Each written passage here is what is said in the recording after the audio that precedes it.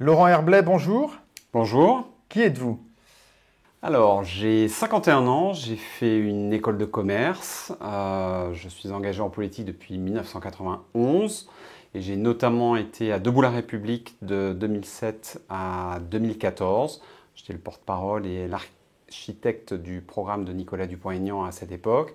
Je tiens le blog Gaulliste Libre depuis 2007. J'ai été associé à Marianne, au Figaro, à Front Populaire plus récemment. Et je suis aussi essayiste puisque j'ai publié un livre qui s'appelle Oligarchisme et déconstruction de la démocratie.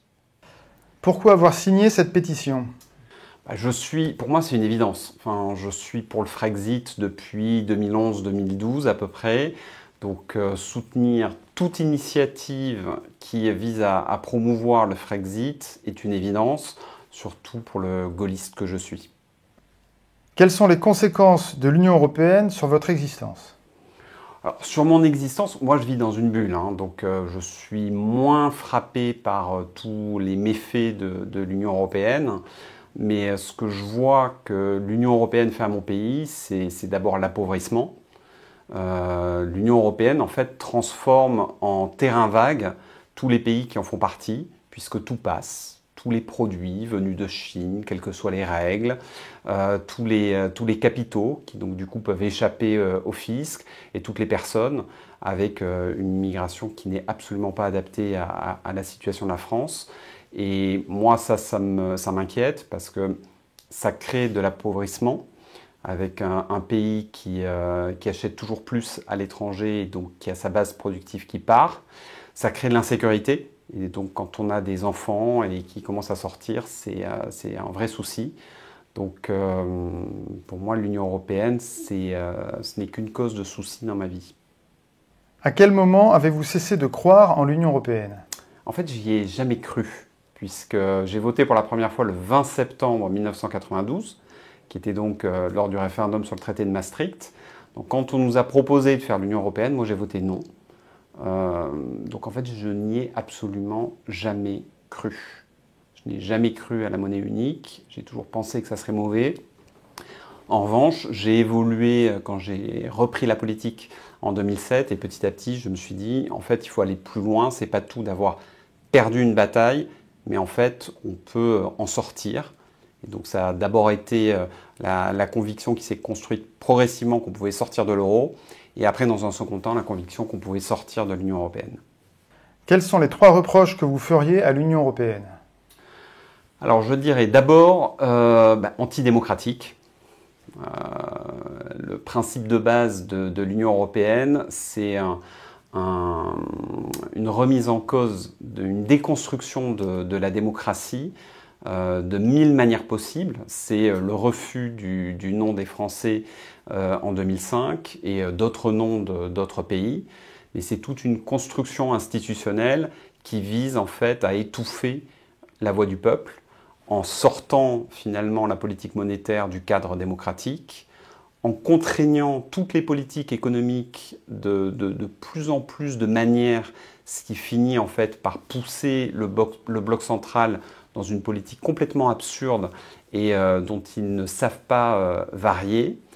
Je dirais que c'est aussi une construction profondément antisociale. Antisociale parce qu'en fait, en l'absence de frontières, c'est l'alignement par le bas. Sur tout, sur la fiscalité, sur les normes, sur le droit social. L'Allemagne a commencé à faire les lois Hartz, tout le monde a suivi. En fait, c'est une machine infernale à déconstruction des droits sociaux, à déconstruction des services publics. Et en cela, l'Union européenne est profondément antisociale. Et je dirais même que c'est un projet qui est, au final, anti-économique. C'est complètement absurde.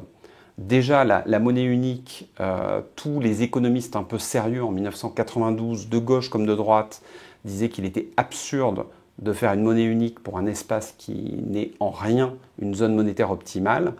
On voit bien qu'aujourd'hui, quand on négocie avec les États-Unis, on obtient de moins bonnes conditions que le Royaume-Uni. C'est une calamité. L'Union européenne pesait à peu près aussi lourd que les États-Unis il y a maintenant, je crois, une quinzaine d'années. Maintenant, on est beaucoup plus petit qu'eux. Donc c'est un fiasco démocratique, social et économique. Pourquoi faut-il en passer par un référendum? Quand on est gaulliste, le référendum, c'est quand même la base de la démocratie. En plus, je pense que ça serait le moyen de solder 1992 et 2005. Quelque part, la dernière fois qu'on a été consulté sur la construction européenne, les Français ont dit non. Donc finalement, en sortir, ça serait sans doute le bon moyen de légitimer cette sortie. Et quand on voit le précédent britannique, on voit que c'est vraiment le moyen de mobiliser finalement les Français. Moi, je suis persuadé que s'il y avait un référendum sur l'appartenance à l'Union européenne, la participation serait très forte. On serait sans doute à 70 ou 80%. La campagne serait extrêmement riche. Tout le monde ne parlerait que de ça pendant toute la durée de la campagne, comme ça a été le cas en 1992 et en 2005. Et finalement, je pense que les Français feraient un choix en pleine conscience. Et moi, je suis assez convaincu que le non l'emporterait. Et ça permettrait aussi de se détacher finalement des figures ou d'une figure qui pourrait la porter. La question porterait uniquement sur est-ce que l'on reste ou non dans cette machine infernale. Quelles sont les 3 décisions que vous voudriez voir prendre une fois que la France serait sortie de l'Union européenne? Alors la première décision, en fait, c'est le retour de la politique monétaire dans le giron politique. C'est-à-dire qu'une banque centrale, ça doit répondre à un ministre de l'économie. Et la première décision, c'est ça, pour retrouver en fait des marges de manœuvre. Parce qu'à partir du moment où le politique contrôle la monnaie, du coup, on a des marges de manœuvre et on peut prendre les décisions économiques que l'on souhaite. C'est ce que le Japon a montré en 2012 avec Shinzo Abe.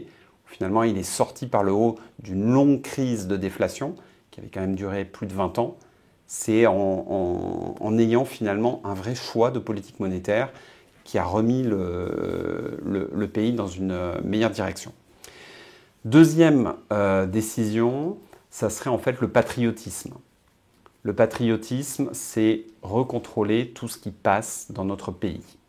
Recontrôler ce qui passe dans le pays, c'est contrôler notre commerce, arriver à faire en sorte que tous les achats, toutes les commandes publiques soient fléchées vers des produits français.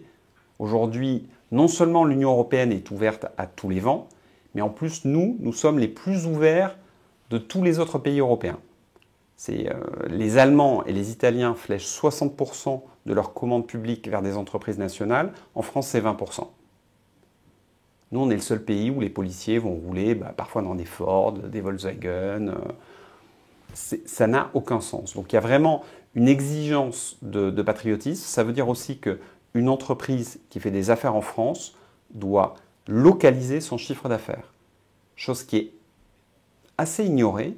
Il y a beaucoup d'entreprises, notamment du numérique, comme Facebook, Google, qui localisent en fait tout leur business français en Irlande et qui déclarent des clopinettes de chiffre d'affaires, ce qui leur permet en fait d'avoir une fiscalité beaucoup plus avantageuse, mais qui fait perdre des milliards de ressources fiscales à notre pays. Et évidemment, un contrôle des frontières. Pour moi, un pays a forcément des frontières, et donc il faut contrôler les biens qui rentrent et aussi les personnes qui rentrent. Et troisième décision, c'est un réinvestissement dans les services publics. Les services publics ont énormément souffert, on reviendra je pense un peu sur ce sujet dans la partie sur la situation économique. Il y a un besoin de réinvestissement aujourd'hui dans la santé. On n'a pas arrêté de supprimer des lits, où les hôpitaux n'ont pas les moyens pour finalement soigner dignement les Français. Une bonne partie aussi du personnel soignant n'est pas payé de la manière dont il devrait être payé. C'est la même chose pour les enseignants qui devraient être payés beaucoup plus qu'ils ne le sont aujourd'hui, pour leur bien à eux, mais aussi pour le bien de nos enfants. Et là, il y aurait besoin d'un gros effort d'investissement, en plus évidemment sur la politique industrielle. Quelle sera, selon vous, la situation de la France si elle reste dans l'Union européenne? Si on reste dans l'Union européenne, ça va être assez simple. Nous allons continuer la trajectoire que nous prenons depuis une trentaine d'années. Puisque la trajectoire que l'on a, et c'est vraiment accentué à partir du moment où le marché unique a été mis en place en 1992. Et donc cette trajectoire, elle est dramatique. C'est l'appauvrissement le salaire médian en France a reculé de 20% depuis 2000. Donc ça sera l'appauvrissement de la population, une baisse des pensions de retraite, des hôpitaux qui manquent toujours plus de moyens. Ça sera une calamité. Le maintien d'un chômage de masse colossal, puisque après tout, on laisse rentrer tous les produits en France, y compris agricoles, avec le Mercosur. C'est la destruction plus encore de notre industrie automobile avec l'arrivée des constructeurs chinois, surtout à partir du moment où ils construiront leurs véhicules en Europe. Qu'est-ce qui se passera autrement? Je pense qu'il y aura une satellisation encore amplifiée de l'Europe. On le voit aujourd'hui, en 1992, on nous a vendu le traité de Maastricht comme un traité qui allait nous permettre de peser. Et à l'époque, c'était par rapport aux États-Unis et par rapport au Japon. Parce que c'était le Japon, l'autre grande puissance. On voit que ce n'est absolument pas le cas. Et déjà aujourd'hui, nous sommes largement satellisés. Et l'exemple de Trump est frappant. Si nous restons dans l'Union européenne, là, on sera vraiment plus qu'une espèce de province disputée par les intérêts chinois et états-uniens qui rachèteront petit à petit de plus en plus d'entreprises européennes, puisque selon les règles de Bruxelles, on n'est pas censé dire non au rachat, même si parfois nos politiques font des cas particuliers en freinant certains rachats. Au global, il y a toujours un tombereau de rachats de la part des grandes puissances. Donc c'est un peu ça que je vois. Et puis aussi une continuation de la déconstruction de nos services publics. Si nous restons dans l'Union européenne et si on se projette un peu loin, mais évidemment, il n'y a plus de service public du ferroviaire. Donc ça sera un nouveau service encore plus cher. Ça sera un service de l'énergie toujours plus cher et qui profitera à des acteurs privés qui trouveront des rentes totalement extravagantes et probablement une réduction du service public de la santé et de l'éducation avec une progression d'un système qui se rapprochera du système états-unien qui est une aberration.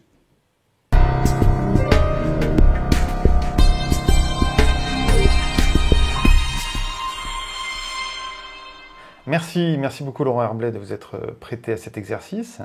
Je rappelle que vous avez signé donc la pétition referendum-ue.org. J'invite évidemment tous nos spectateurs à faire de même, à faire comme vous, à signer cette pétition dont le lien s'affiche en bas. Et maintenant, nous allons approfondir un peu avec vous les aspects économiques, industriels et financiers relatifs à l'Union européenne. Avec plaisir. Bien, je propose désormais que, comme nous touchons à la fin du mandat un peu interminable de Macron, de faire un bilan du macronisme. Alors, voilà, il y a un nouveau gouvernement, là, depuis peu. Qu'est-ce que vous en pensez? Et surtout, que pensez-vous finalement de cette fin de règne? Le bilan est calamiteux. Ils ont échoué sur tout. On peut regarder les chiffres dans tous les sens. C'est une catastrophe. Le déficit commercial a doublé.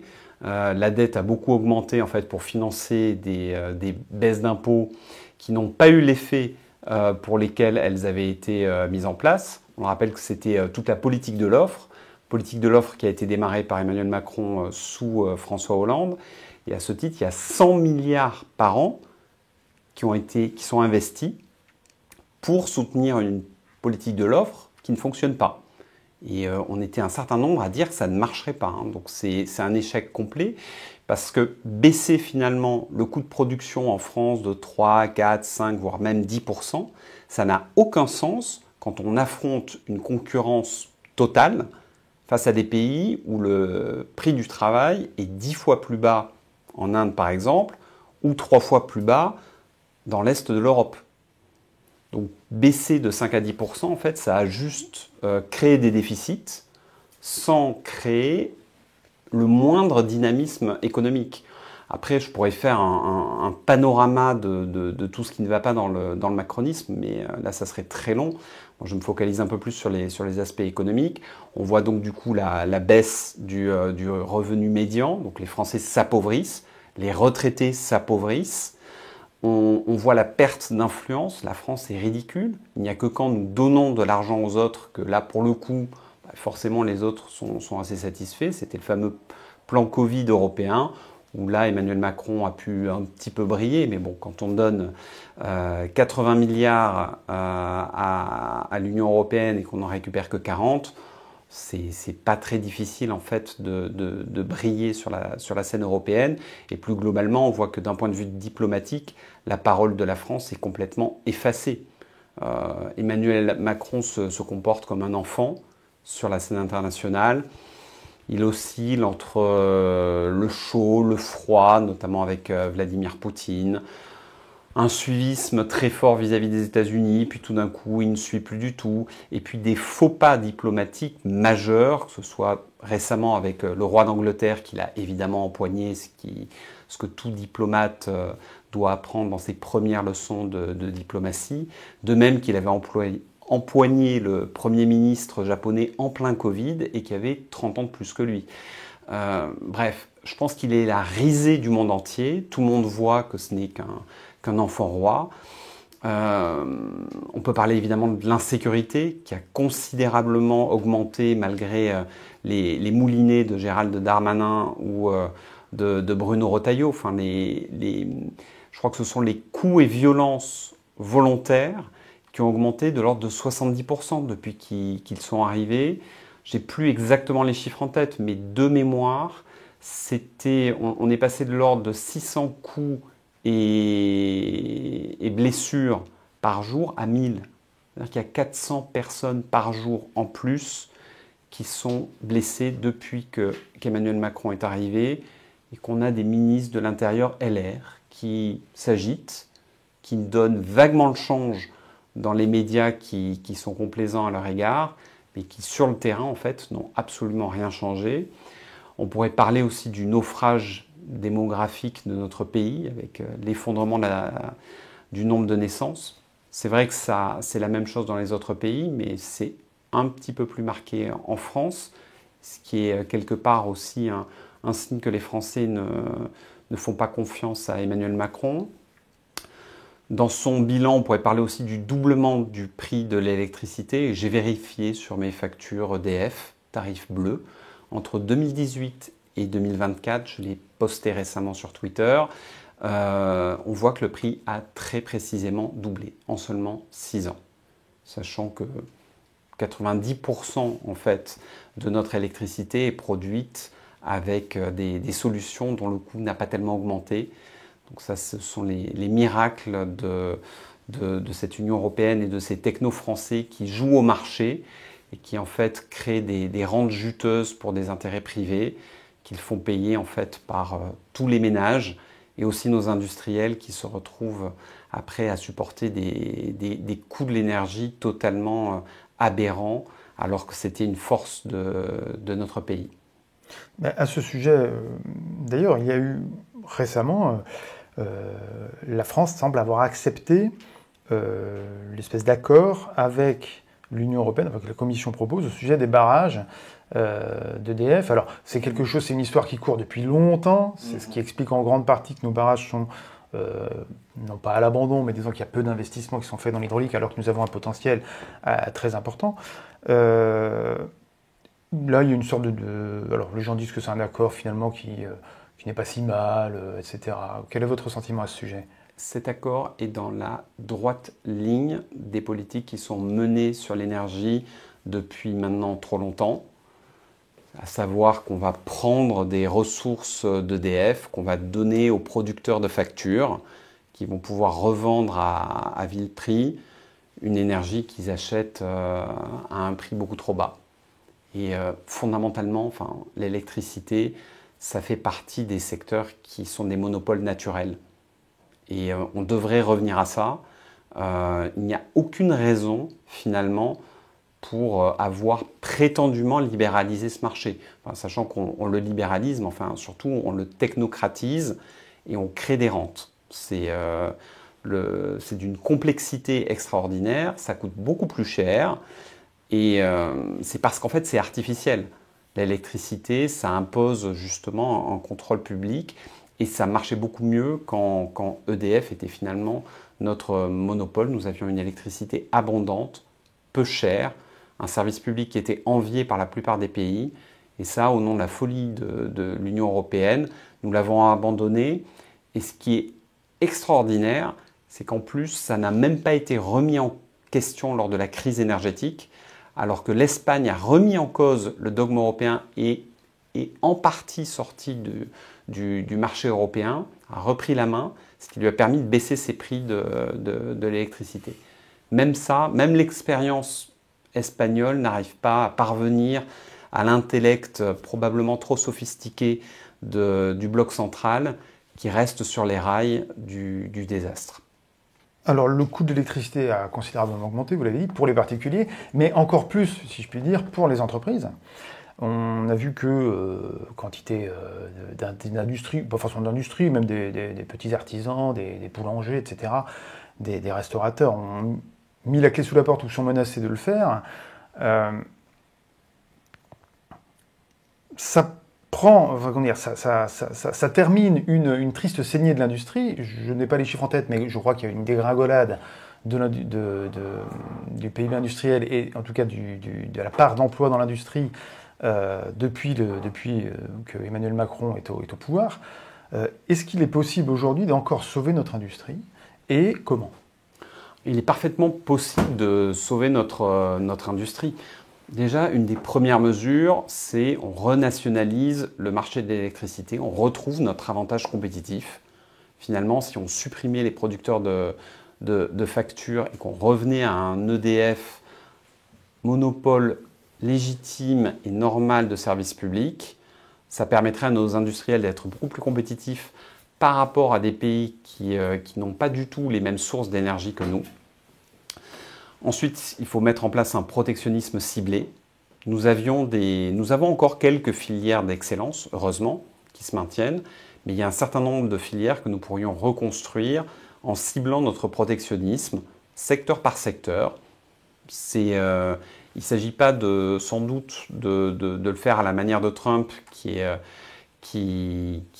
bénéficie de l'avantage de la puissance économique des États-Unis pour faire les choses d'une manière brutale, excessive et pas toujours très bien faite. Nous, il faudrait être un peu plus chirurgical, mais couplé à une politique industrielle, on pourrait reconstruire un certain nombre de filières. Et je pense que c'est pas forcément, ça serait pas que des industries de pointe. Il y a bien sûr des industries de pointe, ça c'est dans la culture française. Nous avons des ingénieurs d'une très très grande qualité. Il y a des secteurs d'avenir dans lesquels nous devons investir et être présents. Et je pense qu'avec une politique industrielle, c'est le moyen justement d'être présent dans le futur. Mais aussi faire revenir des industries qui autrefois étaient peut-être un peu plus basiques, mais pour reconstruire notre tissu industriel. Et pourquoi pas reconstruire de manière encore plus importante une industrie textile sur le sol français. Moi, quand j'entends parler d'uniforme, il y a une idée qui me vient assez facilement à la tête, c'est que tous ces uniformes soient faits en France. Parce que quelque part, c'est un moyen de renforcer la redynamisation de la production textile en France. Ça doit être fait vraiment de manière assez généralisée. Ce qui n'est pas sain qu'un pays, en fait, ait un déficit commercial de plus de 80 milliards, comme nous l'avons eu en 2024. C'est 3 points de PIB perdus. C'est 40 milliards de recettes fiscales qui sont perdues, notre déficit commercial. Alors justement, vous abordez la question cruelle du déficit commercial. Il n'y a pas que le déficit commercial, il y a le déficit budgétaire. Et on se trouve là dans une situation où finalement le budget est la pierre d'achoppement de tous les gouvernements. Barnier, l'année dernière, est tombé là-dessus. Bayrou n'est pas tombé là-dessus à proprement parler, mais bon, ça concernait malgré tout une question budgétaire. On s'approche donc de 2026, il va falloir refaire un budget. Je ne sais pas très bien comment ils vont s'y prendre à Bercy. À mon avis, ils vont avoir des nuits très courtes. À votre avis, quelles devraient être, selon vous, les priorités budgétaires ? Alors, les priorités budgétaires, c'est déjà faire le bilan des politiques calamiteuses de la Macronie. Je veux dire, il y a 120 milliards qui ont été mis sur la table au nom de la politique de l'offre et de la petite cerise sur le gâteau qui était la suppression de la taxe d'habitation destinée à faire passer les 100 milliards de baisse d'impôts pour les entreprises et les plus riches. On voit que en fait, les baisses de charges pour les entreprises, ça ne marche pas bien. Donc là, il y a une vraie question. Je pense que la mesure qu'il faudrait remettre en question, c'est la baisse de l'impôt sur les sociétés, qui est passé de 33 à 25%. Il y a 20 milliards, hein. Finalement, on toucherait 20 milliards de plus à remettre l'impôt sur les sociétés à 33% tel qu'il l'était avant l'arrivée de Macron. Et ça, pour le coup, ça serait une contribution des entreprises qui, ne serait pas injuste ou dramatique. Je veux dire, les entreprises garderaient quand même 67% de leurs profits au lieu de 75%. Il faudrait rappeler ici aussi que le taux d'IS dans les années 70 était à 50% en France comme aux États-Unis. Donc ça, je pense que c'est déjà une des premières mesures. Évidemment, faire contribuer les plus riches. Les plus riches ont bénéficié en fait de la transformation de l'ISF en IFI, qui a de facto annulé 80% des recettes, et le PFU, qui aujourd'hui, dans une note assez récente, coûte 9 milliards par an. Donc le PFU, c'est ce qui fait qu'aujourd'hui, les dividendes des milliardaires sont taxés à 12,8% d'impôt sur le revenu. C'est-à-dire qu'ils sont taxés comme les gens qui gagnent le SMIC. Et moins taxés que des gens qui gagnent 2 fois le SMIC. Il faut savoir que quand on gagne 2 fois le SMIC en France, on atteint la tranche de 30% d'impôt sur le revenu. Le PFU, c'est 17,2% de prélèvements sociaux. Mais bon, ça, tout le monde a des prélèvements sociaux sur ses revenus. Et seulement 12,8% d'impôt sur le revenu. Et remettre finalement la même fiscalité sur les revenus du capital que sur les revenus du travail, ça aussi, ça serait un moyen d'avoir plus de ressources. Mais plus de ressources, je pense qu'en fait, il y a peut-être encore plus à aller chercher dans la contribution à l'Union européenne. Moi, je suis favorable à la sortie, ça fait 15 milliards d'un coup. Il y a évidemment des dépenses qu'on pourrait supprimer. Je pense qu'on pourrait supprimer également les régions. La France, finalement, était bien administrée avec des communes, des départements et la France, jusque dans les années 70. Et l'empilement de couches, ça ne sert en fait que les hommes politiques. Parce que comme ça, quand ils échouent dans une couche, ils peuvent se faire élire ou se faire nommer sur une autre couche. Et simplifier, ça permettra en fait une plus grande proximité. Il y a évidemment des économies à faire, mais je pense qu'en fait, notre principal besoin aujourd'hui, c'est de réinvestir. Et pour réinvestir, donc il y a déjà là, les différents leviers que j'ai mentionnés, il y a aussi la fraude fiscale, qui est massive dans le cadre de l'Union européenne, qui a été chiffrée à 60 milliards. Donc 60 milliards de fraude fiscale. Et cette fraude fiscale, en fait, elle est organisée au sein de l'Union européenne, parce que quand on est dans un espace où les capitaux et les biens circulent de manière complètement libre, mais que cet espace compte 3 des principaux parasites fiscaux mondiaux, selon Gabriel Zucman, qui sont donc les Pays-Bas, l'Irlande et le Luxembourg, forcément, les profits s'évaporent. Et il n'y a pas que les profits, on en parlait un peu plus tôt, il y a même les revenus qui s'évaporent. C'est-à-dire que dans l'Union européenne, des entreprises peuvent parfaitement travailler en France, vivre du marché français, mais en fait tout facturer depuis par exemple l'Irlande. C'est ce que font Facebook, c'est ce que fait Google, où des analyses ont montré qu'ils facturaient plus de 90% de leur chiffre d'affaires français depuis l'Irlande. Et là, vu la taille de ces entreprises et vu les profits gigantesques qu'elles réalisent, ce sont des milliards aussi de recettes fiscales qui manquent et qui font qu'aujourd'hui, on paie au lance-pierre nos enseignants et nos personnels soignants, qu'il n'y a pas assez d'infirmières, pas assez d'aides-soignants, pas assez de médecins, pas assez de lits. Et finalement, réinvestir dans les services publics, ça, je pense que ça devrait être une des premières priorités d'un budget en France en 2025. Alors certains pourraient vous répondre qu'il y a un éléphant, comme on dit dans la pièce, qui concerne le problème des retraites. C'est-à-dire, est-ce qu'il faut faire payer les boomers, les affreux boomers, tous plus européistes les uns que les autres, bien souvent, ou est-ce qu'il faut abandonner ce combat-là, enfin si c'est un combat en tout cas? Il faut croire que je pense que le bloc central a fini par user les chômeurs et les malades imaginaires comme bouc émissaire. Donc finalement, aujourd'hui, ils se sont dit, bon ben voilà, on va s'en prendre un peu aux retraités. En effet, les retraités n'ont perdu que 10% de pouvoir d'achat depuis l'élection de Hollande. Vu que le salaire médian en France a baissé de 20% depuis 2000, ils ont un peu moins morflé que les autres, on pourrait leur taper un peu plus dessus. Ça, je pense que c'est un raisonnement qui est inconsciemment téléguidé.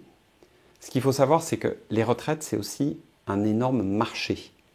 Et bien évidemment, la retraite par capitalisation, ça pourrait être un marché colossal avec beaucoup de frais qui pourraient être facturés tous les ans pour mettre en place la capitalisation.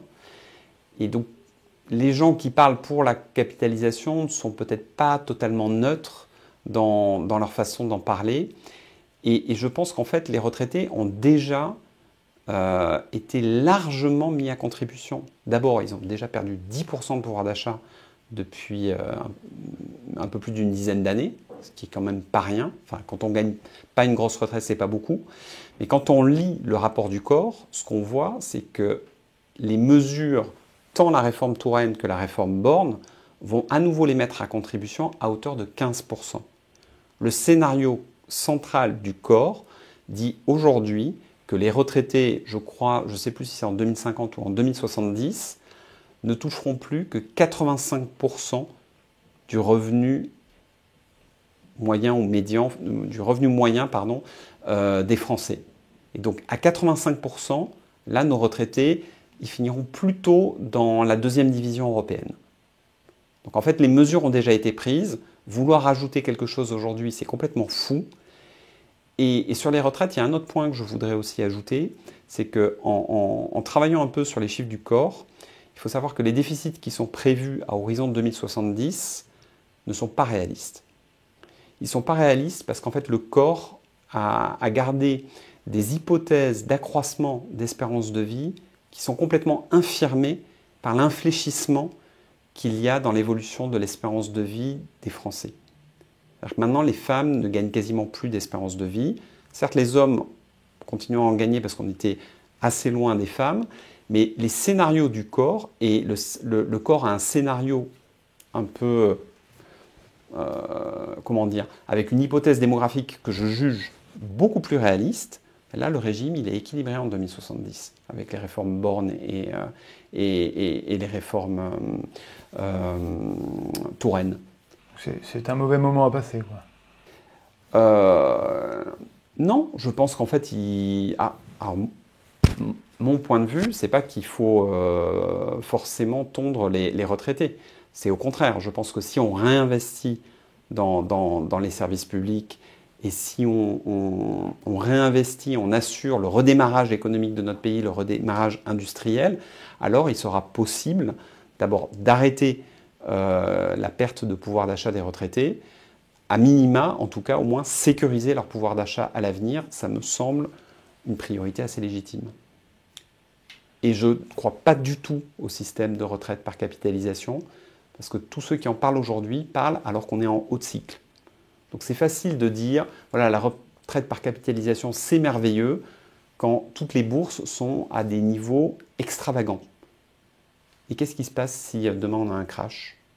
On l'a vu aux États-Unis en 2008, les retraités ils devaient aller prendre des boulots dans les supermarchés parce que leur pension, elle avait fait moins 50%. Donc c'est ça aussi quand même la retraite par capitalisation. Et je pense que c'est vraiment pas un projet qui correspond à l'intérêt général.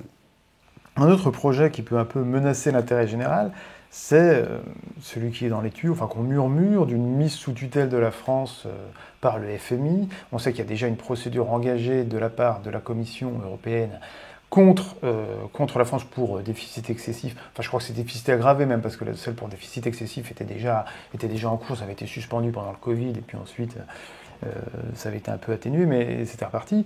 Alors, est-ce qu'on risque de passer... on a vu aussi que la note de la France risque de dégringoler, la note des agences de notation. Alors, est-ce qu'il faut craindre une sorte d'effet boule de neige avec comment dire, une dégradation de plus en plus forte? Alors, notre dette qui augmenterait, les taux d'intérêt qui augmenteraient parce qu'on ne pourrait plus la payer, etc. Une sorte de crise comme ça, auto-entretenue. Alors je pense qu'on en est très loin. Enfin, et c'est un point de vue qui est même partagé par Eric Heyer de l'OFCE, enfin, qui n'est pas franchement dans nos idées. On est encore très loin de ce scénario. Le niveau d'écart entre le taux français et le taux allemand n'a strictement rien à voir avec les écarts qu'il pouvait y avoir entre 2010 et 2014, entre les taux allemands et les taux grecs, ou les taux irlandais, ou les taux des pays. Nous en sommes extrêmement loin. Alors bien sûr, on peut se faire peur, on peut toujours imaginer des choses, mais je pense que nous en sommes extrêmement loin. Un autre sujet d'inquiétude, c'est l'accord avec le Mercosur. Alors, on a vu que, il y a eu une astuce de la Commission qui a séparé en deux le traité de telle sorte qu'en fait il s'applique, même si on ne veut pas qu'il s'applique, grosso modo. Et on voit que de toute façon, la France elle-même a plus ou moins abandonné le combat, quoi. Il n'y a guère que la Pologne, je crois, qui s'oppose encore officiellement. Donc c'est quand même pas rien, la Pologne, mais la France semble avoir, oui c'est ça, battu en retraite. Comme d'habitude, enfin, sur tous ces sujets commerciaux, à chaque fois, en tout cas, le bloc central bat en retraite. On rappellera qu'ils avaient dit qu'évidemment, ils se battraient pour que le Mercosur n'advienne pas, que les agriculteurs soient protégés, etc. Ça fait 30 ans qu'on entend ce discours. Sur toutes les négociations commerciales, c'est toujours la même chose. La France joue, enfin en tout cas les dirigeants français jouent le rôle du sceptique qui demande des mesures de protection, qui au final n'obtient strictement rien, sauf quelques lignes en fait qui permettent aux dirigeants français de dire « Ah regardez, j'ai obtenu ça » et en fait ça ne change rien. On l'a vu sur les accords commerciaux avec le Canada par exemple. À chaque fois c'est la même histoire.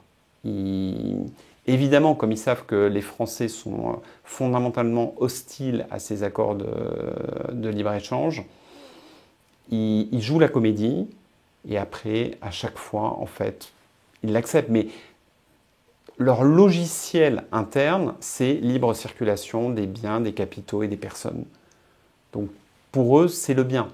Et là, on est dans le domaine de la croyance religieuse, une vue qui est en plus complètement déformée parce que c'est une vue très oligarchiste.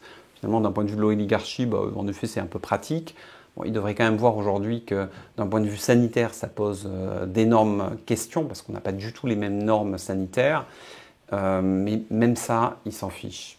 Peut-être qu'ils se disent que bon, de toutes les façons, ils continueront à acheter français. Je ne sais pas ce qui passe par leur tête, mais en tout cas, c'est un jeu de guignol. Toutefois, on pourrait vous objecter que la France fait semblant de défendre ses intérêts, ne les défend pas bien, alors que d'autres pays y parviennent. Je pense notamment à l'Allemagne, qui signe toujours, d'ailleurs, qui est toujours à la pointe pour signer tous les accords commerciaux du monde qu'elle peut, puisque elle exporte, notamment de l'automobile, pas seulement, mais en grande partie. Et on a l'impression qu'on sacrifie toujours les intérêts français industriels pour l'industrie allemande, en particulier l'automobile. D'ailleurs, on a vu que, fondamentalement, l'industrie, on en parlait tout à l'heure, on ne l'avait pas abordé, mais on peut l'aborder maintenant, l'industrie automobile française est dans une panade complète, c'est une véritable bérésina. C'est une bérésina, mais qui dépasse même la France. L'Allemagne souffre très fortement, et la politique de l'Union européenne sur l'industrie automobile est aujourd'hui critiquée publiquement maintenant par les patrons allemands. Il y a le patron de Mercedes qui récemment a remis en question l'objectif de 2035 du 100% électrique. Toute la politique en fait, de l'Union européenne sur l'automobile est un naufrage. Alors que la Chine est un marché complètement verrouillé, nous laissons rentrer les véhicules de Chine et les droits de douane qui ont été mis en place sont dérisoires. Ils sont d'autant plus dérisoires qu'en fait, ils ont agité un nombre à 2 chiffres pour un constructeur, mais il y a d'autres constructeurs qui, eux, ont des tout petits droits de douane. Et en plus, les batteries chinoises, elles, viennent en Europe avec des droits de douane qui sont au ras des pâquerettes. Ils vont implanter des usines qui pourront importer les pièces détachées venues de Chine à vil coût. et on va les laisser prendre des parts de marché, alors que le marché chinois est complètement verrouillé. L'exemple, c'est la France. Enfin, notre pays produisait plus de 3 millions de véhicules il y a 20 ans. Aujourd'hui, on est à peine au-dessus d'1 million. Là, on parle de centaines de milliers d'emplois qui ont été perdus parce que l'Union européenne est un espace qui est offert aux autres constructeurs. Nous avons laissé rentrer les constructeurs japonais, certes en limitant leur présence à environ une grosse dizaine de pourcents du marché européen, mais sans jamais obtenir la réciproque au Japon. Ensuite, nous avons laissé rentrer les constructeurs coréens, même cinéma. La Corée est un marché qui est verrouillé. Plus de 90% des véhicules vendus en Corée sont fabriqués par les constructeurs coréens. Et il y a très peu de véhicules européens. Mais par contre, les Coréens peuvent vendre en Europe. Et là, on a la même chose avec la Chine. Sauf que la Chine, c'est un changement d'échelle. Ce qui reste encore d'industrie automobile européenne est vraiment à risque de vie ou de mort avec l'arrivée des Chinois. Parce que la Chine, c'est pas le Japon ou la Corée, qui sont plus petits que l'ensemble européen. Là, c'est un marché qui est gigantesque, un marché qui en plus est en ralentissement, et donc la croissance va passer pour les Chinois par le marché européen. D'autant plus que le marché européen sera probablement plus ouvert que le marché états-unien. Donc là, il y a une menace existentielle. On pourrait ajouter aussi toutes les normes aberrantes qui font que l'Union européenne a poussé le poids des véhicules à la hausse, qui est quand même complètement barge. C'est-à-dire que plus un véhicule est lourd, plus il consomme d'énergie. Et l'Union européenne met tellement de normes qu'en fait, aujourd'hui, il n'est plus intéressant pour les constructeurs, avec les normes qui sont mises en place, de vendre des petits modèles. D'où le fait que Renault a arrêté la Twingo, que Citroën et Peugeot ont arrêté les C1 et les 108. Bref, enfin, c'est juste une calamité. Ils jouent à la politique industrielle, mais ce qu'ils font est une catastrophe. On rappellera que sous Chirac, on se vantait de pouvoir vendre grâce à lui des TGV à la Chine et que maintenant on en est à acheter leur voiture. Enfin, bon, ça montre bien comment l'arnaque s'est retournée contre nous. Vous avez mentionné les États-Unis. On a passé un accord douanier donc récemment avec les États-Unis qui a été unanimement vilipendé et critiqué à juste titre. Van der Leyen s'est écrabouillé littéralement devant Trump. Ça signe la vassalisation est actée, ça y est. L'Europe n'est plus qu'un comptoir, une sorte de province des États-Unis. C'est inscrit dans les gènes de l'Union européenne. C'est quand on met dans le traité de l'Union européenne que la défense européenne s'organise dans le cadre de l'OTAN où les États-Unis ont les pleins pouvoirs, de facto, l'Union européenne se positionne en vassal des États-Unis. Ce qui est plus embêtant, c'est quand économiquement nous nous comportons aussi comme des vassaux. Il y a un moment, nous aurions pu créer, ou en tout cas suffisamment protéger notre marché pour avoir des champions digitaux européens. La Chine l'a fait. Pourquoi nous n'aurions pas pu, en protégeant notre marché, éviter d'être juste une province additionnelle pour les Amazon, Google et Meta de ce monde? Ça, c'est un gros raté. Et la négociation, ça montre, je pense, une chose, c'est que l'addition des pays, en fait, ne nous rend pas plus forts. C'est plus il y a de pays, moins nous sommes forts. Parce que les intérêts sont complètement contradictoires. Donc du coup, nous n'arrivons pas à négocier. Et chaque pays individuellement aurait probablement beaucoup mieux négocié avec les États-Unis. Mais dans ce grand ensemble, en fait, nous sommes moins forts. Et ce qui est d'autant plus révoltant, c'est que les États-Unis, en fait, ont un excédent sur les services avec l'Europe. C'est autant nous avons un excédent commercial avec les États-Unis, et donc Trump pouvait dire qu'il est en position de force parce que l'Europe vend plus aux États-Unis, sauf que sur les services, c'est l'inverse. Si nous avions dit à Donald Trump, OK, 15% sur nos produits, on met 15% sur tous les services. Je pense que là, il était assez facile finalement d'avoir une discussion d'égal à égal, parce que quand on regarde, je crois, la balance des échanges avec les États-Unis, c'est pas à l'équilibre, mais pas très loin. Et donc du coup, on avait vraiment des moyens d'action pour négocier d'égal à égal avec les États-Unis, mais l'Union européenne ne nous permet pas ça. En fait, l'Union européenne, elle nous affaiblit tous. Et la meilleure démonstration, c'est finalement l'accord qu'a négocié le Royaume-Uni, qui a eu un meilleur accord que l'Union européenne. Alors vous avez écrit un livre qui s'intitule « Le néolibéralisme est un oligarchisme ». Alors c'est des mots qui paraissent un peu compliqués comme ça. Comment l'expliquez-vous? Alors en fait, moi ça faisait très longtemps que j'étais insatisfait du terme de néolibéralisme qui s'est imposé pour définir le système économique dans lequel nous vivons. Ça pose plusieurs problèmes. D'abord, ce sont des notions positives. C'est-à-dire qu'un nouveau libéralisme, qui peut ne pas être pour un nouveau libéralisme. Si on fait l'inverse, c'est un vieil autoritarisme. Donc déjà, je pense qu'il y a un maquillage dans ce nom qui, quelque part, fait la promotion de ces idées. Et à partir de ce moment-là, j'ai voulu en fait extraire un peu l'ADN idéologique des politiques qui sont menées finalement depuis Thatcher et Reagan. Et je pense que si on les condense, le substrat vraiment qu'on trouve au cœur de ces politiques, c'est une vue du monde dans l'intérêt de l'oligarchie. C'est la croyance en fait que si on mène des politiques qui vont profiter aux plus riches et aux multinationales, ça va profiter à tout le monde. C'est la croyance qu'il y a derrière ce qu'on appelle improprement, à mon sens, le néolibéralisme. La pensée qu'il y a derrière, c'est voilà, si vous baissez les impôts pour les plus riches, si vous facilitez la vie des entreprises pour licencier, pour s'implanter où elles veulent, pour mettre leurs capitaux où elles veulent, pour embaucher qui elles veulent, au final, ça va ruisseler.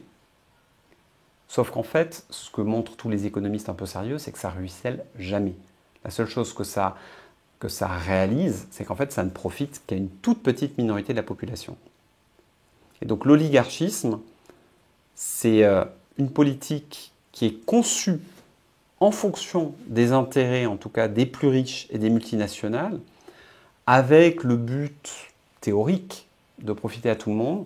Mais en réalité, ce que l'on voit, c'est que ça fait du mal à 90% de la population et ça ne profite qu'à 1, voire grand maximum 10% des populations.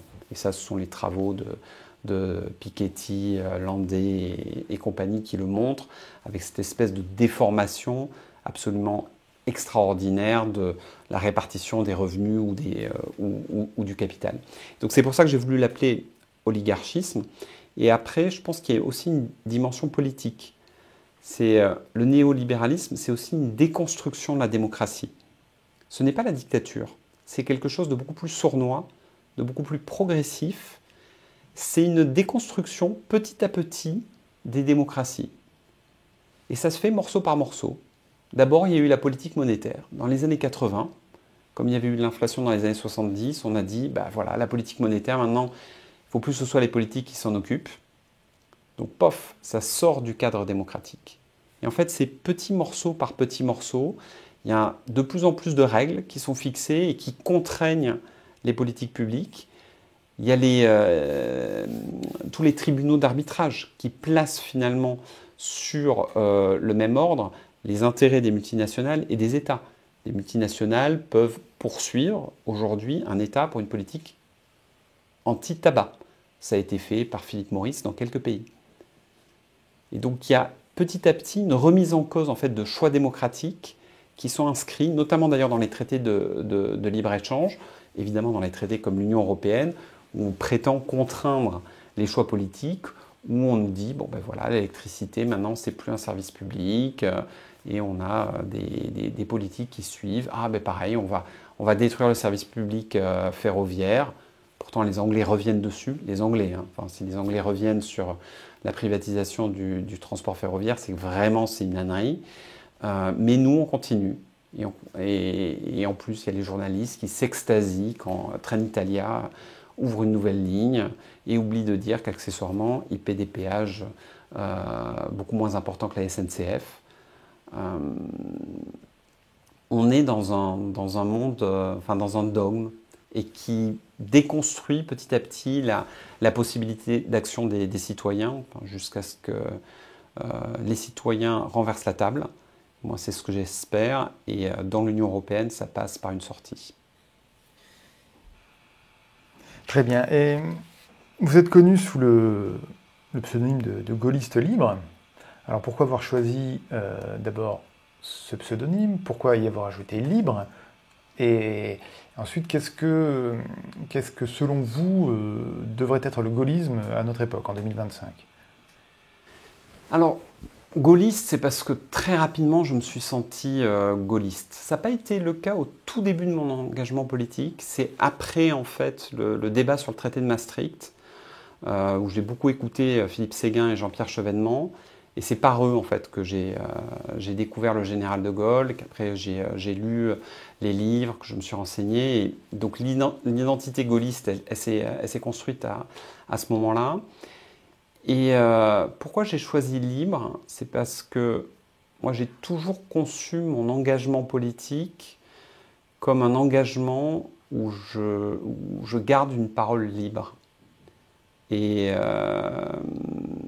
je l'ai toujours fait. Ce qui m'a fait d'ailleurs à un certain moment partir et quitter des engagements qui devenaient trop contraignants pour ma liberté. Je pense que c'est important. Enfin, quand on a des convictions en politique, je pense que c'est important de pouvoir les exprimer complètement librement. Moi, il y a des sujets où je me suis exprimé, ce n'était pas forcément dans le sens du vent de mon camp politique habituel, mais ça, c'est une liberté que j'ai toujours voulu garder. Je pense par exemple à la loi Taubira. Pour le coup, ça va être une des rares fois où j'étais favorable en fait à cette loi du mandat Hollande. Et le gaullisme aujourd'hui, je pense que si on revient finalement aux fondamentaux du gaullisme, le gaullisme, qu'est-ce que c'est? C'est d'abord la démocratie. C'est l'expression du peuple qui doit se trouver concrètement dans les politiques qui sont menées par les dirigeants qui sont élus. C'est pas d'entourloupe, comme peuvent le faire tous nos dirigeants type Hollande ou Sarkozy. Bon, pour le coup, Macron était un peu plus transparent, mais c'est le choix du peuple doit se retrouver dans la direction de la France. Et en cela, ce qui a été fait en 2005 est une trahison. On ne peut pas faire plus anti-gaulliste que le traité de Lisbonne, sachant qu'en plus le général accordait une importance particulière au référendum. Je pense aussi que le général de Gaulle, c'était une conscience de l'intérêt général. Le refus en fait des excès d'une société où justement les intérêts des plus riches priment. Il y a des phrases du général de Gaulle sur les excès du capitalisme comme les excès du communisme qui plaçaient un peu sur le même niveau, qui sont très intéressantes et qui montrent qu'il voulait construire une société vraiment humaine, équilibrée, où l'État en fait était quelque part le garant de cette justice qui aujourd'hui a très largement disparu. En fait, l'État aujourd'hui, il accentue les injustices. Et ça, c'est vraiment la marque que porte le mandat d'Emmanuel Macron, c'est que c'est un accélérateur d'injustice. Et la troisième dimension, c'est aussi la conviction que la France a une parole pour le monde. Et une parole qui peut résonner partout. Quand le général de Gaulle allait en Amérique latine, les stades étaient remplis et sa parole portait. Aujourd'hui, avec Emmanuel Macron, nous sommes juste ridicules. Et je pense que ce triptyque de démocratie, de justice, c'est une croyance dans l'économie de marché, hein. Ce n'est pas non plus un système fondamentalement étatique, mais c'est un équilibre. Et la France, qui doit toujours être une grande puissance sur la scène internationale. Merci beaucoup Laurent Herblay pour cet échange. Merci encore une fois d'avoir signé notre pétition. referendum-ue.org. J'invite de nouveau les gens à se rendre sur le site de la pétition pour faire de même. Je vous remercie pour ce premier entretien. Il y en aura d'autres avec des signataires tels que vous. Si nos spectateurs ont aimé cet entretien, s'ils ont aimé ce format, qu'ils nous le signalent, qu'ils n'hésitent pas évidemment à aimer cette vidéo, à la commenter, à la partager et à la faire connaître à tous les gens qui seraient également intéressés dans le combat pour tout simplement reprendre notre souveraineté. Merci à vous.